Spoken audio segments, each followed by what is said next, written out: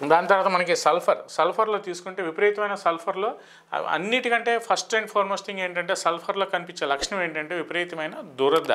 అన్నిటికంటే arsenic album తీసుకున్నా, graphites తీసుకున్నా, మెజేరియం తీసుకున్నా, కాలి ఆర్సనికం తీసుకున్నా బాగా కంటిన్యూస్గా గోకేస్తూ ఉంటాడు పేషెంట్. పిచ్చెక్కిపోతూ ఉంటుంది గోకలేక, అంత గోకేస్తూ ఉంటాడు.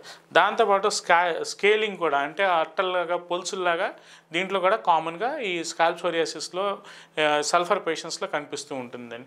దాంతోపాటు విపరీతమైన మంట, ఆ దురదతో పాటు మంట, ట్రయో బర్నర్స్ అని చెప్తూ ఉంటాం మనం మెటీరియా మెడికాలో. దీంట్లో విపరీతమైన మంట, విపరీతమైన జిలా, ఇరిటేషన్, చాలా రెస్ట్లెస్గా ఉంటూ ఉంటాడు పేషెంట్.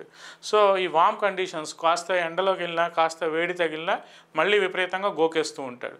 ఒక రకమైన అఫెన్సివ్ ఫౌల్ స్మెల్లింగ్ డిశ్చార్జెస్ అనేవి సల్ఫర్లో ప్రామినెంట్గా కనిపిస్తూ ఉంటుంది. బాగా అసలు మనం పక్కన కూర్చున్నా మనకి అది ఒక స్మెల్లీ డిశ్చార్జెస్ అనేవి మనకి తెలిసిపోతూ ఉంటుంది స్కాల్ప్ సోరియాసిస్లో. దాంతోపాటు నెక్స్ట్ అండ్ ఫార్మోస్ట్ థింగ్ మనం తీసుకుంటే కాలియార్స్. ఇది బాగా దీర్ఘకాలికంగా ఈ స్కాల్ప్ సోరియాసిస్తో బాధపడి రకరకాల మెడిసిన్స్ వాడి రకరకాల ట్రీట్మెంట్స్ తీసుకున్న వాళ్ళల్లో, ఈ క్రానిక్ స్కాల్ప్ సోరియాసిస్ ఉన్న వాళ్ళల్లో ఈ కాలియార్స్ ఔషధం అనేది బాగా పనికొస్తూ ఉంటుంది. దాంతోపాటు క్రాకింగ్ అని చెప్తూ ఉంటాం, అంటే స్కిన్ అంతా పగిలిపోయినట్టు, మనకి స్కిన్ అంతా చారలుగా గీతలు పడిపోయినట్టు జనరల్గా క్రాకింగ్ అనేది ఎక్కువగా వస్తూ ఉంటుంది. క్రాక్స్ అనేవి ఎక్కువగా వస్తూ ఉంటాయి.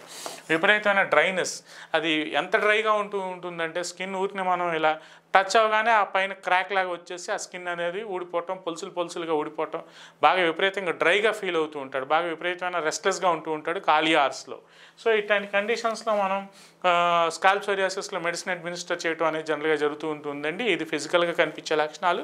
దాంతోపాటు మనం మైండ్లో కూడా వాళ్ళకి లక్షణాలు ఏమున్నాయి, సో సల్ఫర్ మైండేనా, లేదంటే మెజీరియం, ఆర్సనిక్ ఆల్బమ్, గ్రాఫైటిస్, ఈ రకరకాల మైండ్ సెట్స్ బట్టి, వాళ్ళకుండే ఫిజికల్ కంప్లైంట్స్ బట్టి, మైండ్, బాడీ అండ్ సోల్ ఏదైతే చెప్పామో వాళ్ళకుండే శరీర తత్వం బట్టి, వాళ్ళ లక్షణాలు బట్టి మనం ఈ మెడిసిన్ అనేది 30 పొటెన్సీ ఇవ్వాలా, 200 పొటెన్సీలో ఇవ్వాలా, లేదంటే 1 ml 10 mlలో ఇవ్వాలా అనేది డిసైడ్ చేసి ట్రీట్మెంట్ ప్రోటోకాల్లో ముందుకెళ్ళటం అనేది జనరల్గా జరుగుతుందండి. నమస్తే.